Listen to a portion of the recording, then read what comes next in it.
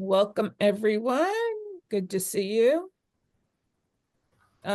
Those of you who are on as iPhone, if you know how to do it, it'd be great if you would rename yourself so we're talking to a person, not iPhone 2. But if you don't, it's okay too.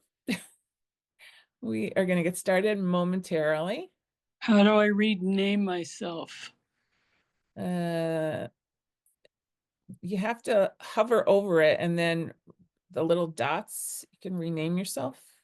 Okay, I'll give it a try. I'm not a real techie person. All right. Welcome, everyone. I'm going to share my screen and we're going to get started.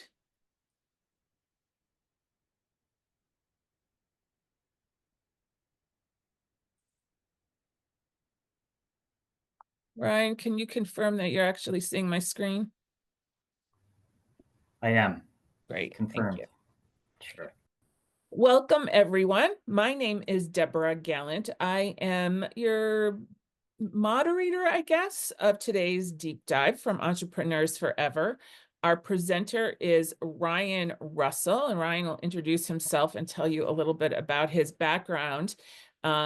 He is going to talk to us today about going global, and we've asked him to tailor his presentation very much to the small business owners who are members of our Entrepreneurs Forever community. So whether you sell business to business or business to consumer, whether you sell services or products or you manufacture, hopefully you will get some value out of what we're going to do today.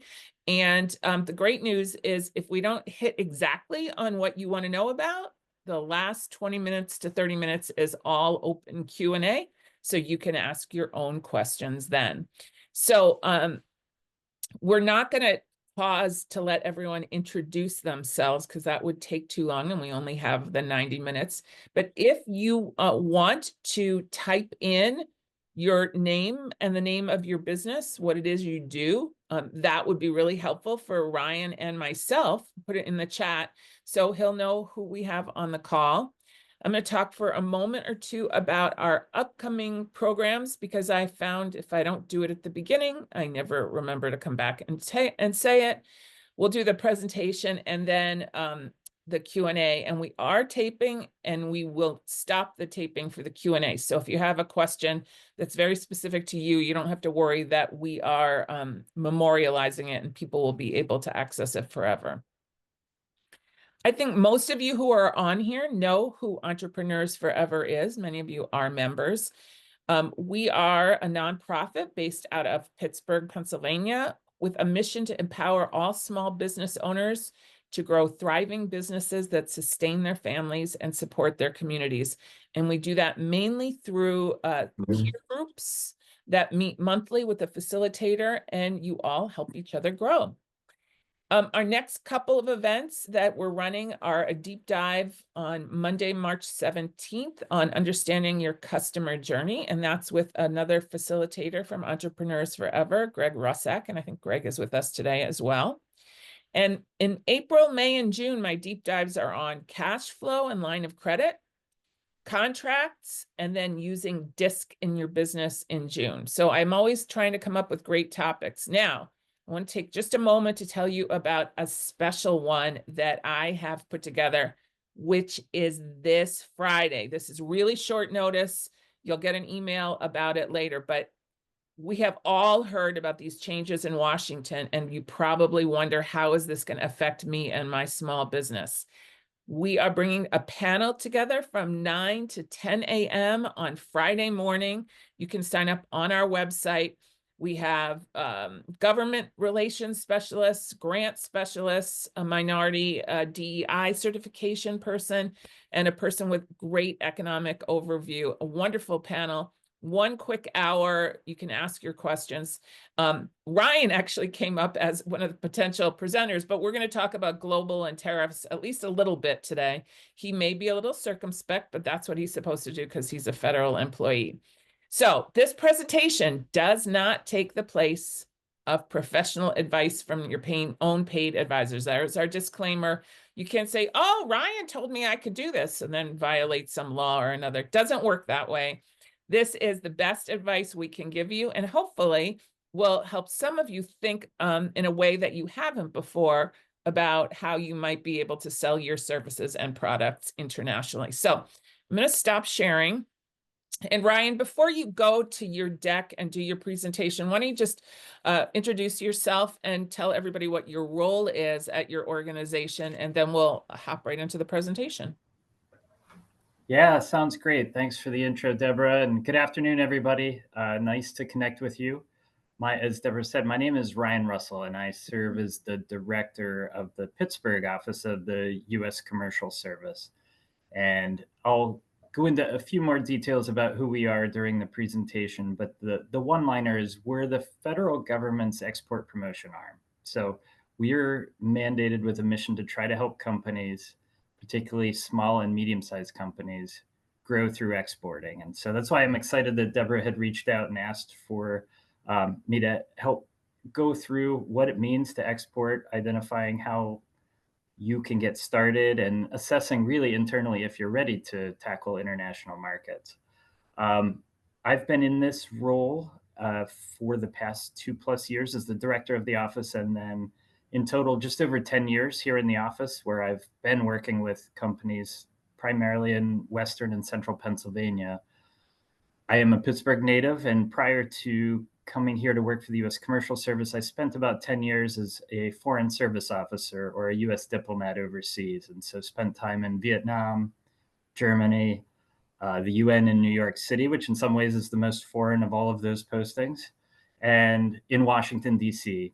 So all told, it's hard to believe it, but almost 20 years of government experience dealing with international affairs and international relations. And really my passion was bringing that experience and my time overseas here to try to help U.S. companies. So pleasure to be with you and look forward to the conversation today.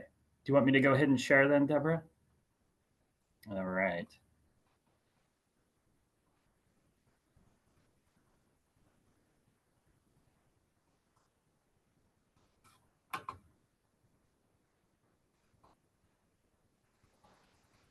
Are we seeing it in the proper?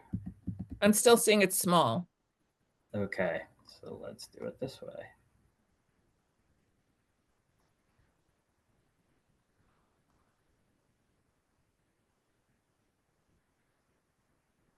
There we go. All right.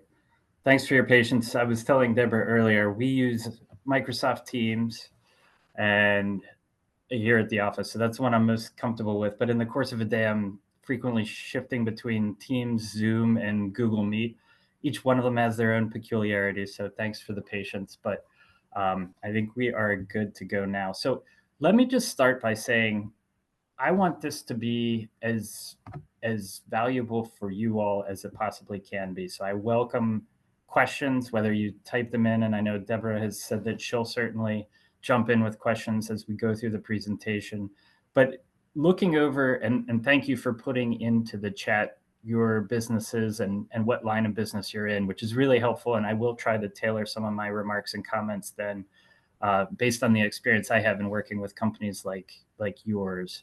So again, I want this to be as interactive and helpful for you all as possible. So if there's something I go over that you don't understand or you want to pop a question in, I look forward to that.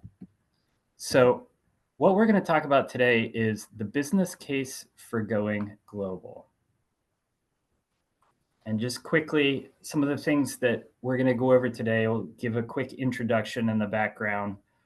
I'll give you some information, some data on the business case for going global and why we think it is a great strategy for many, although not all, companies for growing your business.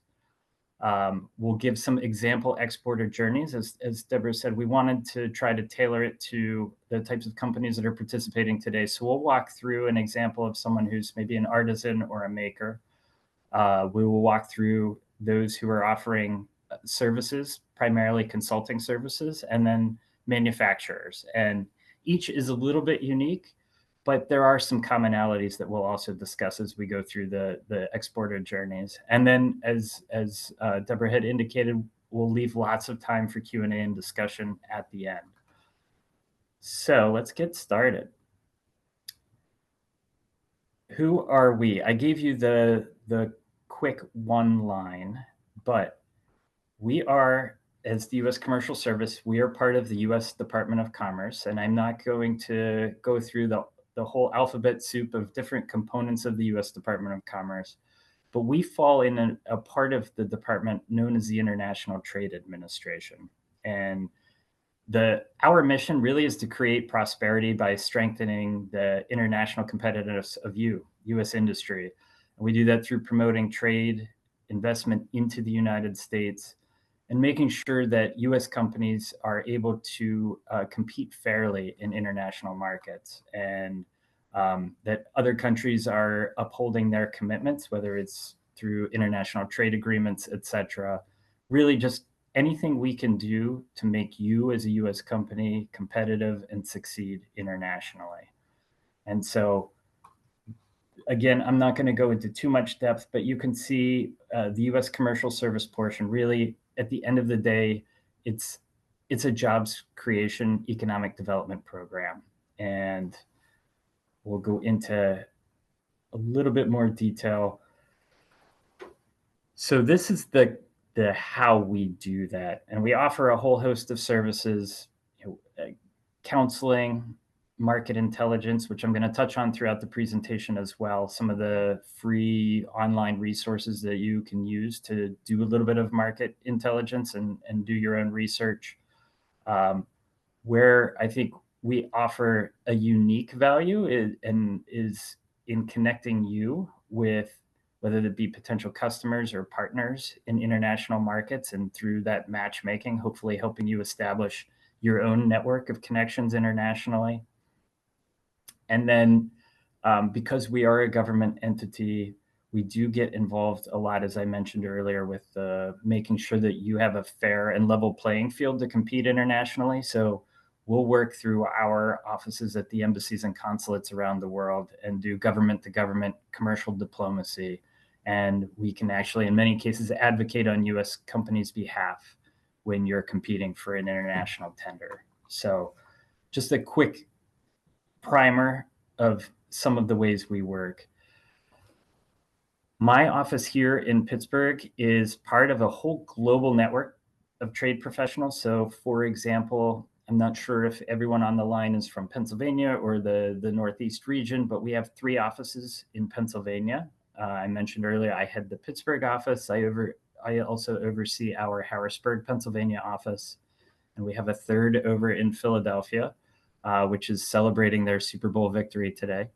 And our 3 offices are part of a network of about 100 across the domestic U.S., where we're located in with and part of the local business community.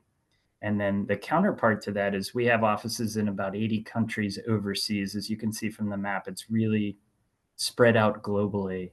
And those offices are in our embassies and consulates.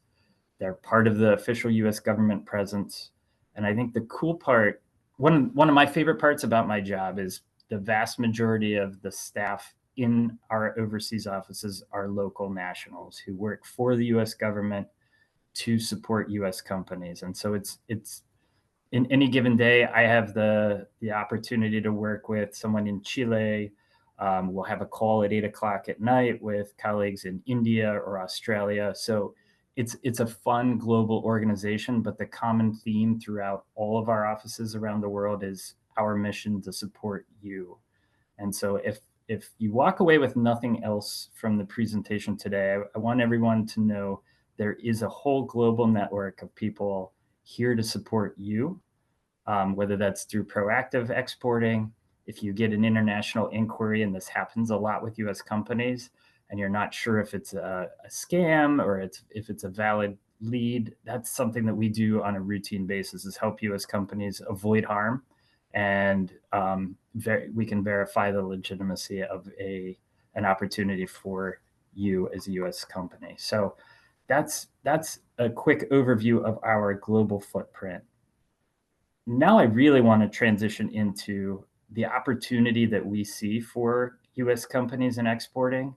And as I mentioned at the outset, hopefully make the business case to you on why going global is a potential viable high growth strategy for you.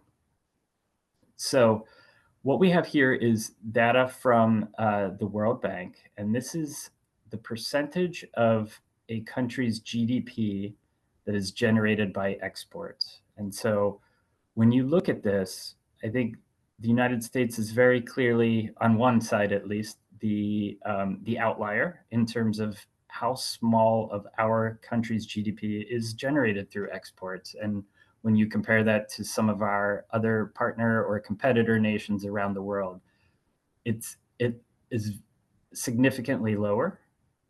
And we view that as a real opportunity for US companies. So our competitors continue to increase their global market share, and we are here to try to make sure that the United States keeps a pace of that growth.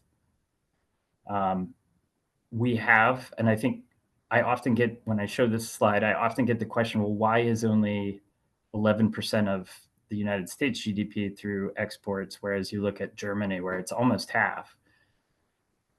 And I think that the most straightforward answer to that question is we have the luxury of the largest domestic market and don't necessarily have to rely on exports for finding our customers. And I find that oftentimes when I talk with small and medium-sized companies that we have enough demand here at home that I haven't yet looked at international markets, or it's something I haven't yet thought about.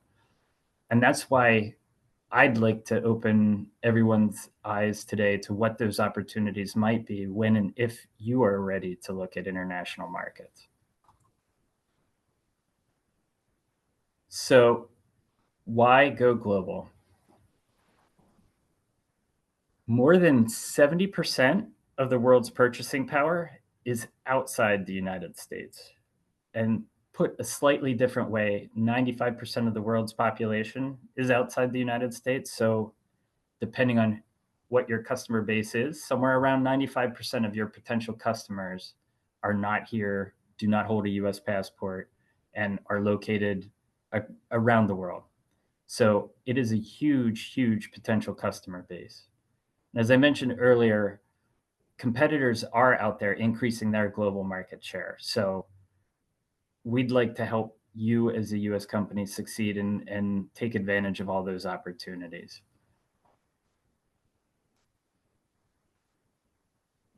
Here, I think, is a very clear set of reasons why we see companies that look at exporting, grow, and grow faster.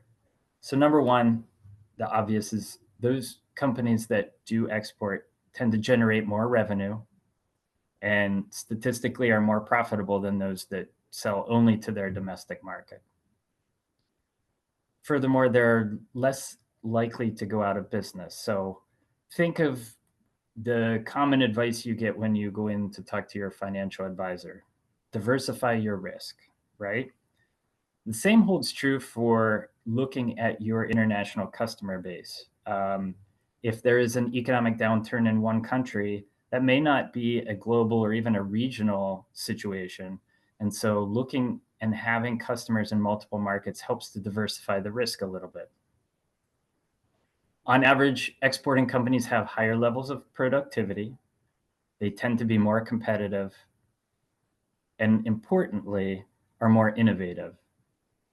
And so think of every company is in existence because they're solving a need, or they're addressing a need, or they're solving a problem, right? And so if you're looking at international markets, you're opening yourself up to experiencing what other customers, maybe unique or slightly different challenges, problems, or needs are.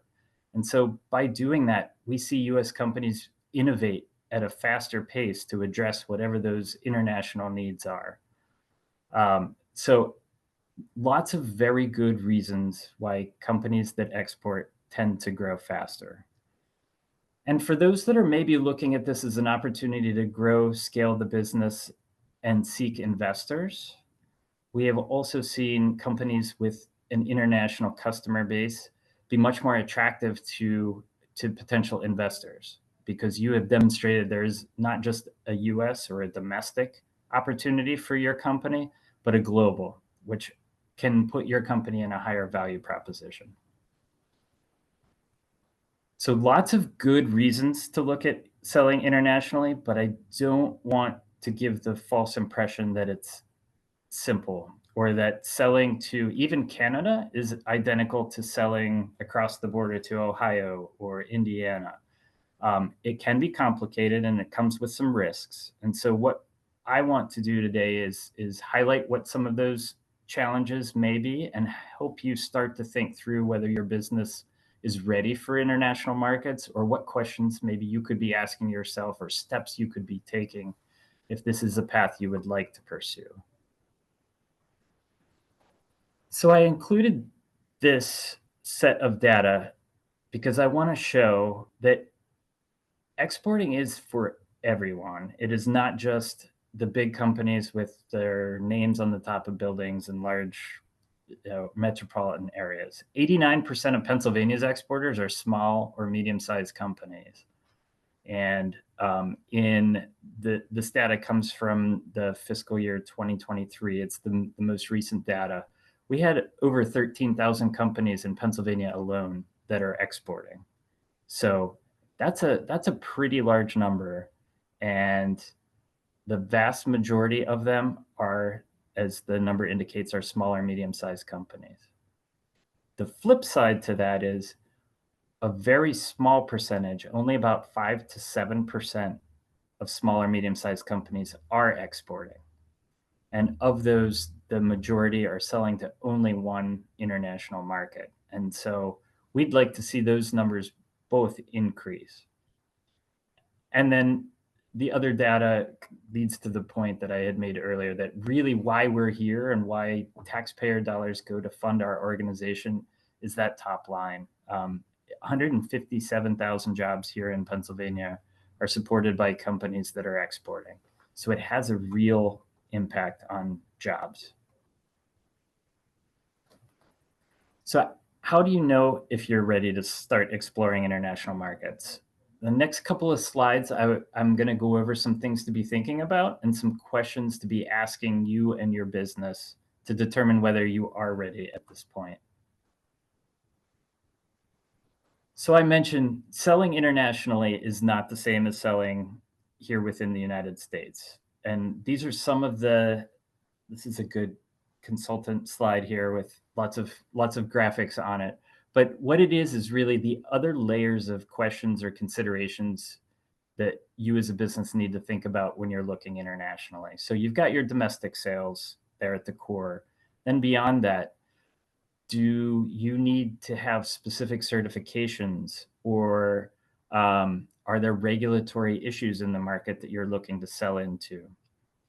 There are, for particularly certain technologies or expertise, there are controls on to whom or into which countries US companies are able to sell their products. And in some cases, you actually have to get a license to be able to sell internationally to a particular customer. Then there's of course, ever important question of getting paid. How can you handle, if it's in an international currency, how do you end up getting paid? Is there any degree of assurance, hint there is, or measures you can take to ensure that your customer will pay you? Then how do I get my product, if you were a manufacturer, for example, or an artisan for that matter, how do I get my goods from here in the United States to country X? What do the logistics look like? What paperwork needs to be completed and filled out? And then there's the soft side to international business, which is the culture, the language, the business practices. If you're looking to proactively expand in a market, what are the things you need to know about how they do business in Chile or South Africa? And how can you be successful in selling in those markets? So just a couple of things to think about as you're looking at international markets Ryan, to keep in the back of your I mind. have two questions that Yes. have come up. I think Greg's is worth checking in about. He wants to know what does small and medium size How is that defined in Pennsylvania? So who is and who isn't small or medium? That's a great question. And it is, I think, admittedly a fairly liberal definition, but we go based on the SBA, or the Small Business Administration standards, which, rule of thumb, and this varies a little bit from one one industry to another, or the NAICS code is what it's really based on. But the rule of thumb is companies that are 500 employees or fewer are considered small or medium. That being said, from my experience working here, the vast majority of the companies that we work with are certainly much, much smaller than 500. Um, I would say on average somewhere in the 50 to 60 employee range. However, there are certainly lots of companies, single person, 5 or fewer employees. So it's doable even for small companies, but it's a good question as far as what the size standards are. The other question, I wondered if you could give us an example of something you said, is that some of them are just selling to like one market. Would that be like a consultant who has one client in Canada, something like that? Exactly. And, funny point about Canada is oftentimes when we first meet a new company, we'll sit down and ask, some of the questions I'm going to go over here. But we'll ask, are you selling internationally already? And they'll say, no, this will be the first export. And then we'll follow up question is, well, where are you selling, across the US, et cetera. And oftentimes people will, in the course of their answer to that question, will mention, well, we've got a distributor in Canada, or I've got a customer in Toronto. I think a lot of people oftentimes don't think of Canada as an export market, as an international market, when in fact it is. It's, for Pennsylvania at least, it is our top export market and the most common, I think, for most very small businesses for a lot of reasons. But Canada tends to be many companies' first international market. Um, Great. so, yeah. There's one other clarifying question, and maybe you're going to cover this. James wants to know, how does tax liability play into this? Is this in one of your buckets already? Yeah, we can, and we will talk about this a little bit in more detail, but there are all of those considerations. There's something called a landed cost when you're selling internationally, and it's almost reverse engineering what your product is going to cost for your customer overseas. And so there's the price at which you want to sell it, but you have to add on to that things like your costs to ship it. You have to look at what market you're selling into. In some markets, there are duties or tariffs that the customer ends up having to pay, which makes your product ultimately in the end more expensive.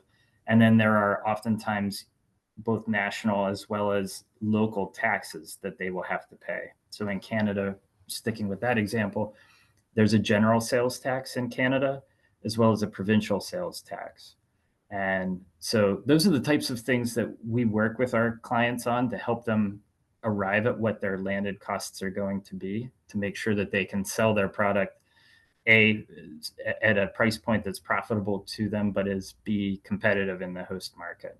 And it's not like you can outsource that problem. You have to understand the landed cost, and then you have to take care of the details of paying the taxes for every sale that you make there, correct? Well, oftentimes it is your customer that ends up having to pay those taxes.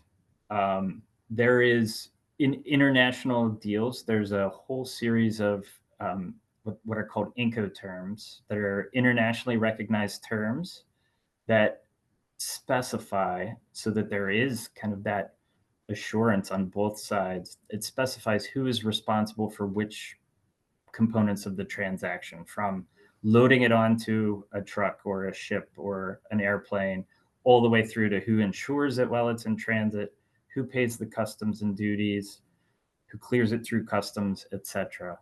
For particularly for small companies, as they're getting started, we almost always recommend one particular term, which really puts all of that onus on your international customer to pay those. Because as a small Pennsylvania company, trying to understand and navigate to the question about tax liability, to whom and what the tax amounts or percentages are in Canada, in Toronto. So what's the tax rate for Ontario? That's not your expertise, and it's not a good use of your time and money. Your customers, however, are used to paying those taxes, and so that's why we always recommend going with an agreement that puts the onus on your customer as opposed to you as the seller. Sounds complicated, but I guess that's why we're here. It does sound complicated, but there are a lot of resources out there to help navigate that. So a lot of our clients oftentimes will use, even if you're typically using UPS or FedEx or DHL, they have experts that can help you as companies file all of the paperwork, understand all of the implications in terms of taxes and duties and all of that. They're really good at that. For companies that maybe those carriers aren't the best solution, there are freight forwarding companies out there that are really, really deft and expert at setting up the most effective, cost-efficient, and streamlined process for you to sell your goods and services overseas. So there's resources out there, and as I said, this is a manageable process, and the takeaway should be that you are not alone in navigating it. There's lots of people out there that want to help you. Great. Okay, I'm sure we'll have more questions, but thank you for handling those. Those are great questions, so please keep them coming. So on the theme of questions, here are some questions that as a business owner or senior executive, you can be asking yourself about your company before you go international. First one is maybe obvious, but nonetheless worth stating is, does your company have a proven track record in the United States for your product or service? So if you have found a market here, it is highly, highly likely that countries that you will find market for your products or services in other countries with similar attributes to the United States. Finding that right target market is going to vary a little bit based on your company's unique factors and what it is that you are seeking to address. If you're selling snow shovels, obviously going to be a hard time finding markets in Central America, for example. But if you have a market here, there certainly will be opportunities for customers that will need your services, your expertise, your products in international markets. The next question is, can your company increase its capacity to meet that international demand? I have manufacturing capacity here because that's, I think, maybe conceptually the easiest to think about. But the same holds true if you're delivering a service. Do you have the bandwidth? If suddenly you find a strong international market and there's a lot of demand for what it is you're offering, can you scale up to meet that demand? And the third, I think, fundamental question to ask is, does your company have the financial resources to support international sales? So that's a multifaceted question, but financial resources can mean things like your marketing materials and market development activities in an international market. If it's in another language, the costs of perhaps translating some of your marketing materials into Spanish or whatever the languages in the market that you're targeting. It can be travel. A lot of times business cultures rely on that person-to-person connection. And so websites or virtual meetings are great entrees and initial connections, but a lot of times really to move the needle on your international sales is going to require traveling to the market and making those in-person connections. So there are costs involved with exporting. And the other thing that I always flag for companies is rarely is this something where you're going to see immediate ROI. It's something that you want to make a conscientious decision to approach. take some patience with you and just recognize the opportunity is there, but it may not provide within 3 months or 6 months or even a year those returns you're hoping for. And so you have to be prepared to kind of put the time and money and energy in on the front end.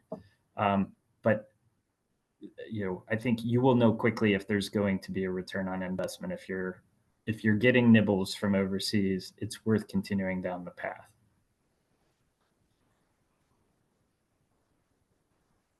So you've answered those questions, hopefully in the affirmative. So what are the other things you might need to start thinking about at this point to consider? One that I think many companies don't think about is IP, so intellectual property. For many companies, manufacturers in particular, intellectual property is really the foundation of your business. And so how can you and do you need to protect that when you're going into international markets? And that can be true even if you're not necessarily going into international markets. But if you are exhibiting at a trade show, for example, that has international visitors that are coming to it, there's steps you can be taking to try to protect your intellectual property. A quick story, back in 2014, I was working with companies from here in Western Pennsylvania that had sold equipment and supplies into like the mining and the construction industry. And there was a major trade show I keep referencing it, but in Santiago, Chile, where it took place every 2 years. So 2014, a number of the local companies went down, had an exhibit booth. They had their equipment out, large international presence at the show.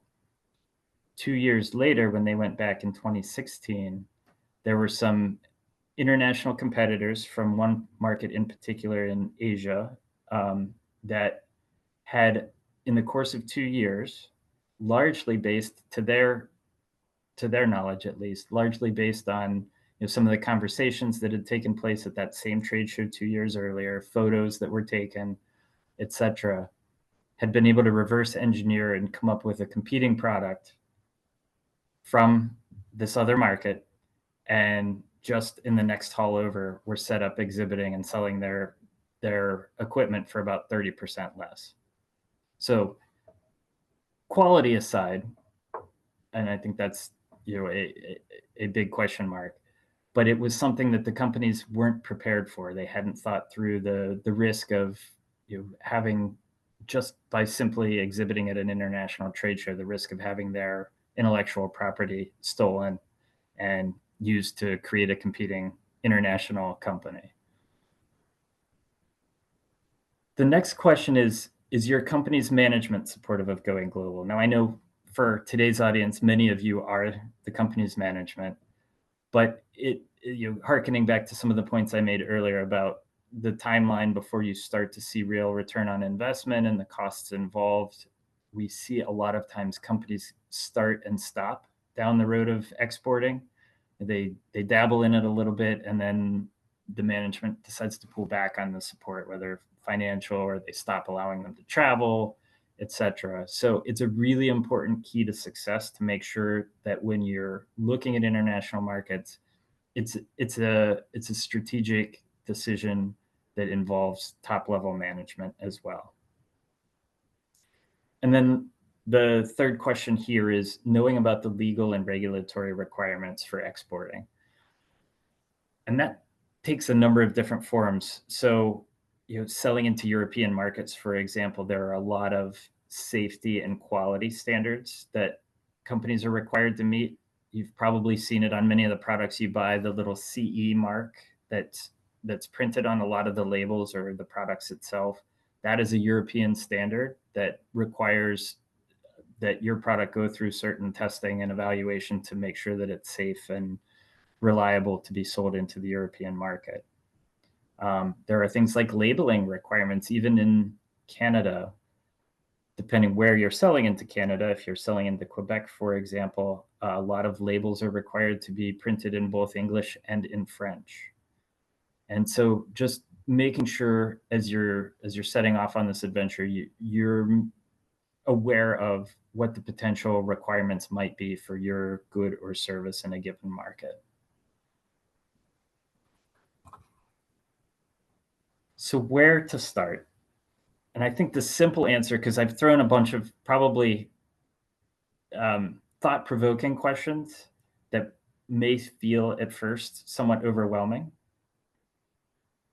What I want to emphasize is where to start. Reach out to us, our organization. If you're local here in Pennsylvania, Western Pennsylvania, it would be my office.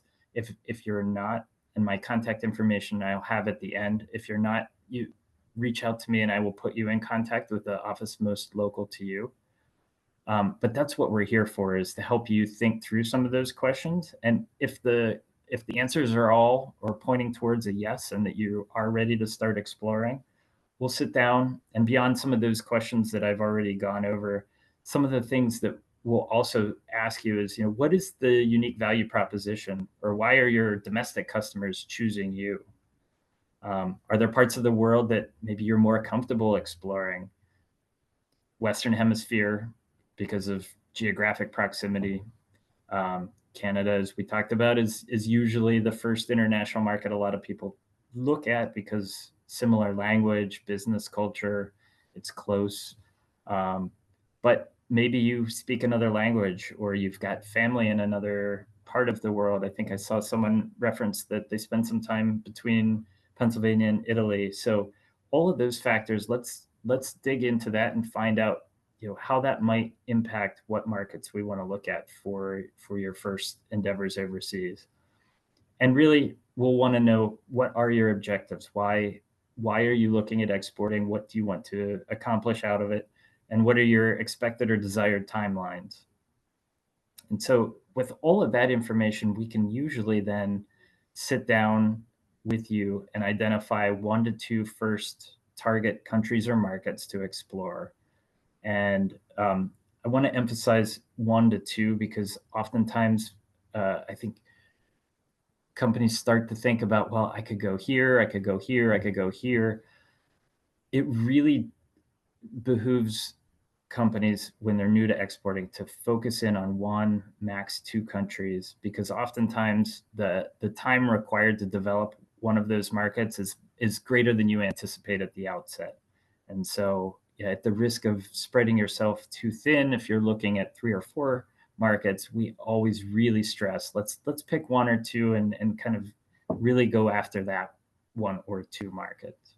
Can I, maybe this isn't the right place to ask, because maybe it's coming up, but I know my dad, for instance, was an electronics manufacturer back in the 70s and 80s, and he worked with a rep who was in those other markets. Is a rep a solution that you outsource the whole thing to them, or is that a strategy that you're going to talk about? It is a strategy that I'm going to talk about, but it's a great segue, so we can talk about it now. 100%.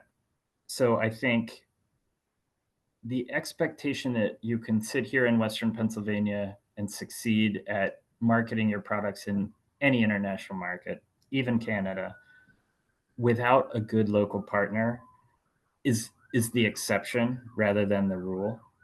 And a lot of what we do, and I will touch on some of the ways we do this a little later, but a lot of what we do is connecting US companies with that right local partner. And for some companies, the sales channel strategy is a representative, so or an agent. So somebody that you pay a commission to for every lead that they bring through that materializes into a sale. For some exporters, particularly those that are manufacturers of maybe a commodity or a widget type product,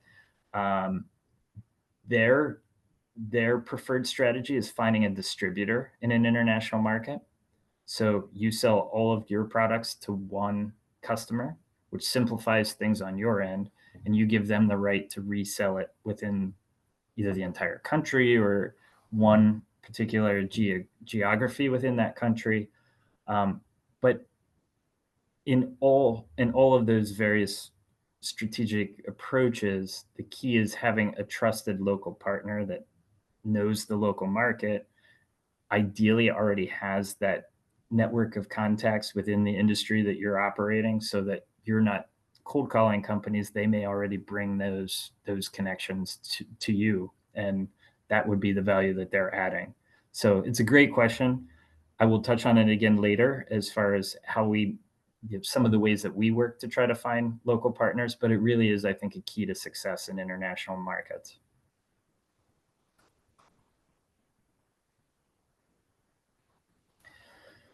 So to start with, we always emphasize this knowledge building phase. And I'll go into a little bit more detail because the next part of the presentation is really going to be looking at those various exporter journeys and how they vary based on whether you're an artisan, a service exporter, or a goods exporter. But and we will share both this presentation and put together a one-pager with all of the links to I've these shared resources. it in the chat so they can get that. Awesome. Thank you.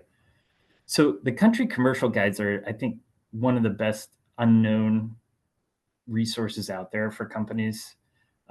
It is a series. So all of those overseas offices that I talked about earlier, every year produce something called a country commercial guide, which is, think of it as like a 10,000 foot overview of doing business in country X.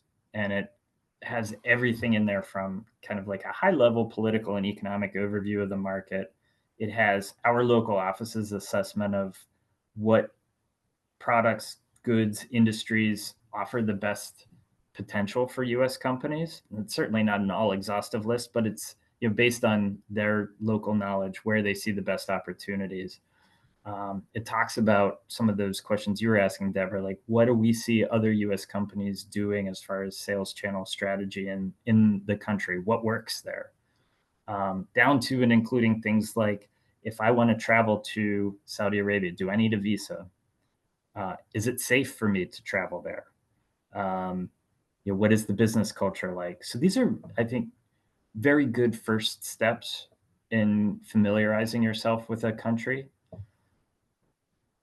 Then we have something called an initial market check where we'll work with our international office, and they'll actually, on behalf of you as a US company, reach out to the local contacts already operating in that industry and say, hey, this US company offers this product or offers this expertise consulting wise. Is there a market for them here? And where do you see that market being? And how would you approach the market given their background or expertise? So it's a nice report that's built based on in-country, on-the-ground expertise and industry insiders. And then local consultations and networking building almost always, with us at least, starts with a call with whomever at our office in the country you're looking at covers your industry. And we do kind of that introductory conversation, talk about what's happening in the market, and sit down and work with them to devise a strategy on how to enter their market. So the knowledge building phase is really, I think, an important step as you're looking at exporting. So let's go through a couple different journeys to exporting, because it is not, as we've talked about, it's not a one size fits all approach. So we've got Mary the maker, Clara the consultant, and Melissa the manufacturer. Each has some unique aspects to looking at exporting, but I think you'll also start to see there are common themes throughout all three of them as well. So for makers, artisans, conduct thorough research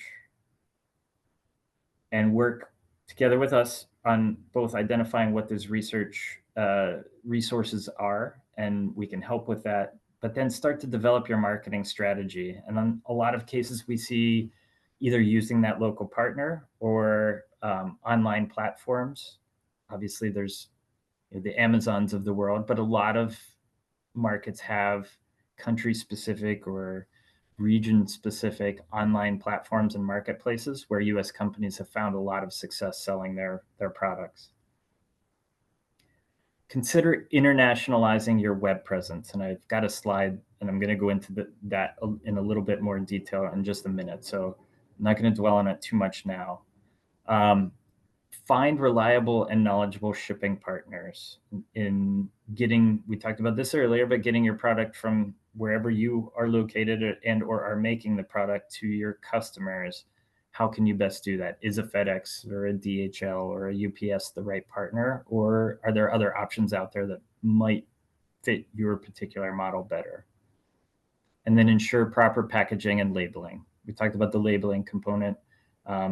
Packaging, obviously, if you're shipping internationally, durability is a big question, and is your product going to arrive to your customer in the condition that they're expecting it to arrive?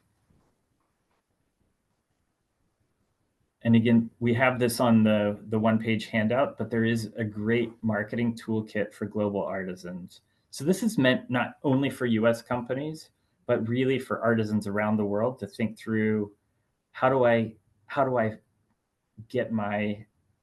grow my international demand or customer base? And the link will take you, it's really nice. There's a whole series of videos, very short 5-minute videos, etc., and some worksheets to work through, with a lot of really good information on getting yourself export ready and then taking advantage of export opportunities. And I think it's a really helpful step-by-step guide. So website internationalization, and I mentioned this earlier, but this doesn't mean that you have to suddenly translate every page on your website into 12 different languages. But rather, I think there are some simple customizations or changes that you can make to your website that give whoever your visitor is the impression and the knowledge that you're open to doing business internationally. It can be things like explicitly saying we're open for international business, or putting a little global icon somewhere in your page to let companies know you're open to working with international customers. It can be things like on your contact us page, putting the +1 in front of your phone number, spelling out the state in which you're located. We tend to use Pittsburgh, PA, for example. Spell out Pennsylvania and even throw on USA. Just, I think, a much more comfortable or familiar format for international customers. Also, I think a lot of websites, and you probably are familiar with this, when you go on and you want to contact somebody, it's info@ or sales@ company ... Think about putting a person's name. For international sales, contact joe@sales.com. Just having that impression that there is an individual that an international customer can be reaching out to that's dedicated to looking at international. Even if you're a one-person operation, they're not going to know that necessarily from looking at your website. Put your name down. Just giving the impression that there is an individual responsible for international sales really increases international activity and engagement. And then something like putting a wiki, a translation wiki, somewhere on your page, so that you don't have to translate everything. But if somebody really isn't comfortable reading English, they can use, the AI and Google Translate tools are fantastic anymore. So while it may not be 100% accurate, it's pretty darn close. And I think gives companies an opportunity to make sure that they're getting the content on your website. So some fairly simple, straightforward, inexpensive customizations you can make to your website just to showcase your openness to international. So for consultants, again, as I mentioned, different journeys, but commonalities. Number one, in all three cases, is going to be conduct thorough research. So, assess what the industry needs and market potential, language, culture in a target market are. Developing a marketing strategy tailored to the country or region that you are targeting, and understanding what outreach methods work. So for example, even in Canada has an anti-spam law that prohibits companies from just cold calling by email or phone companies with their marketing or sales campaign. And I have yet to hear of any US companies being fined or pursued for that, but it's just not done in Canada. And so understanding those little nuances about how marketing is done in a target market is really important so that you can get the best return on investment for your marketing efforts. Build an online presence. We talked about internationalizing your website. Social media is another great way. I think many of us use LinkedIn as one of the key professional social media platforms.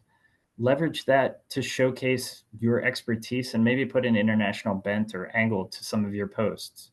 You'd be surprised how internationalized your probably pre-existing network on LinkedIn already is. Leverage digital technologies, videos, video conferencing technologies to connect with potential partners, or if you see a company out there that maybe is a potential to strategically align, you complement each other's expertise or knowledge well.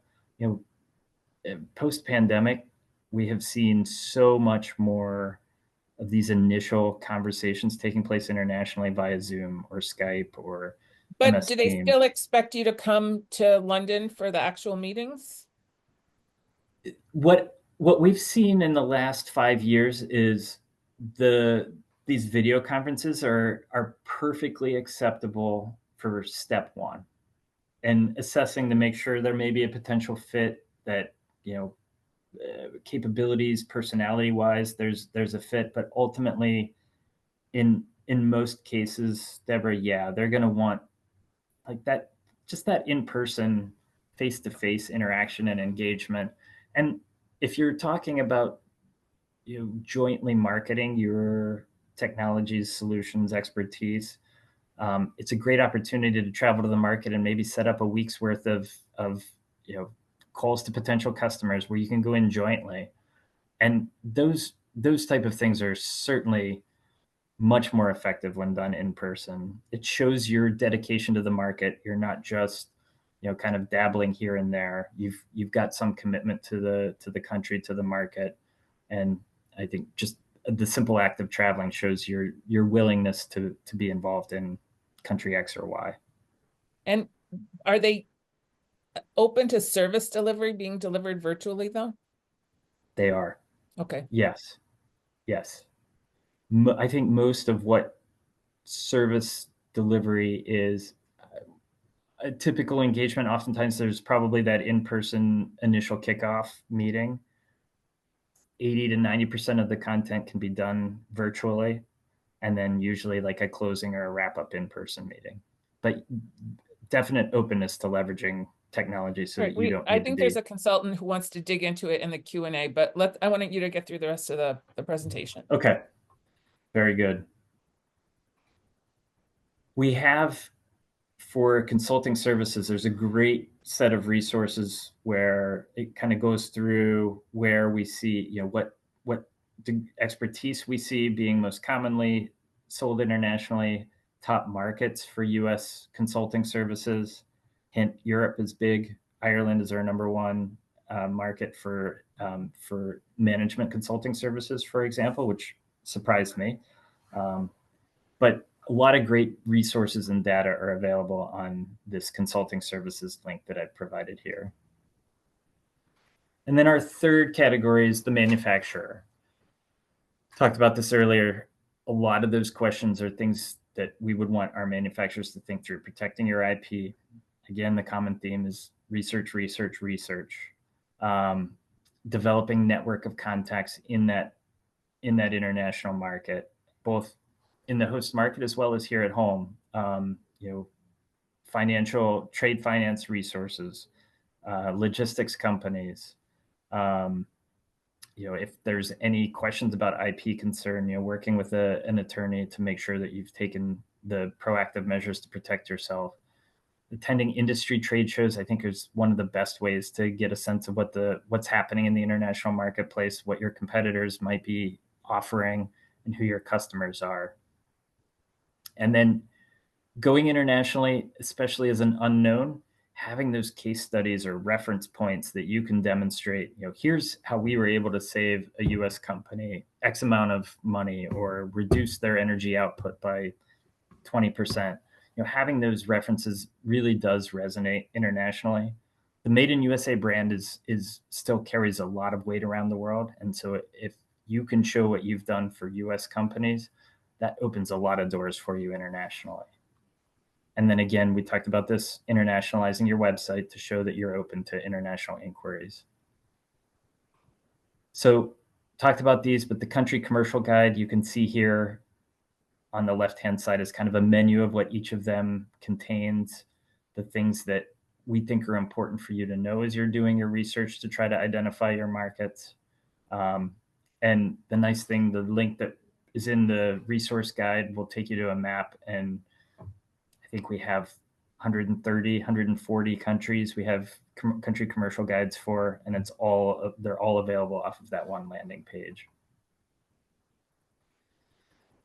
And we're getting here towards the end, but Deborah, you had asked earlier about matchmaking and finding those local partners. That's something, as I said, that we do, and we take a couple different approaches to it. We have something called an international partner search, where we'll go out, do the research, we'll talk to potential partners on your behalf, introduce your company, gauge their interest in working with you, and at the end, we'll give you a report of 3 to 5 companies that meet the capabilities you're looking for and have expressed an interest in having a conversation. And we can even host the initial conversation over virtually to get the conversation started. Does this cost money? So these services that are customized do come with a minimal cost. So for example, like an international partner search, I think all told costs $700 at the end. Any of the counseling, market research, consulting that we provide, there is no charge for it. It's just when we do a customized service that does not generally benefit more than one US company, Congress mandates that we get partial cost recovery. So an international partner search, which is usually 20 hours of work, costs $700. So it's clearly you're not charging what it would really cost, but you're defraying expense. I got it. Exactly. Yeah, exactly. And we're not in the business of making profits. And so it's not a profit driven. We're not sales. If these aren't the right solutions for a company, we're not going to suggest you do them. These are just kind of some of the tools we use. The Gold Key service is similar to the international partner search, but it's actually, we'll arrange for you to come to the country and set up those in-person introductory meetings, 3 to 5 in a day, go around with you either at the partner or a customer's location, or we can host it at a hotel and just facilitate those in-person introductions. And then we do something called a single company promotion. So a lot of times if there's a new company looking to make a splash, like cybersecurity, just recently we had a company that has a new cybersecurity solution. And so we set up an event that the embassy sent the invites out to a lot of the managed service providers, MSPs in the market, that would be the ones that would include this cybersecurity tool as part of its, the products that it offers to its end customers. And so we had the US company give a pitch on what their cybersecurity solution was to all these MSPs, audience of like 20 of them in the room. That's fantastic. That's great. Did a networking event. My market promotion for me. Okay, let's click through because I want to give us some time to have some really good conversations. So this is perfect timing. These are the key takeaways. So to start with, just conduct a realistic readiness review of your company and where you're at. Conduct your research. Globalize your website and contact us. You're not setting off on this journey alone. There's my organization. Most states have an export promotion office or set of resources that they have to offer. We also work really closely with the small business development centers at universities that are really good at kind of the in-depth putting an export plan together. So there's a whole host of federal, state, and local resources. that we can put you in touch with and help you. So you're not alone in this journey.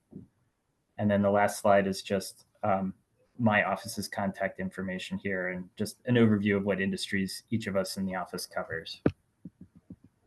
Wow, that was great. All right.